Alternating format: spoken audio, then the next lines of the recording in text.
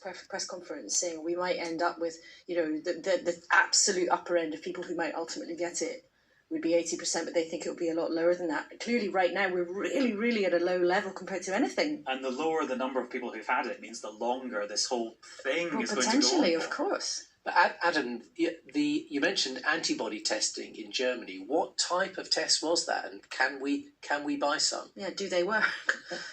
Yeah, I mean, I think there's been a lot of debate around tests. So they were looking at IgG, which is an antibody that takes a bit longer to build up. So generally, when you get infected, you get a short-term antibody that appears and reacts to the virus, and then you get this accumulation of what we call an adaptive immune response that lasts a bit longer. And this is typically for infections where you develop immunity. That's what's going to protect you in future. So they were measuring for this longer-lasting response.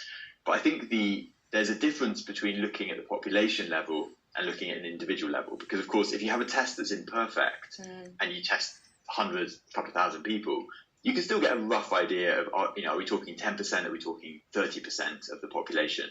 But at the individual level, you obviously get some uncertainty. So if you're only 80, 90% confident that that person has or hasn't had it, then if we're seeing talk, for example, of this being used as immunity passports or something, I think we have to acknowledge that there is going to be uncertainty in that test, and it's not a yes, no, you've definitely had it or definitely haven't. And of course, at the end of the day,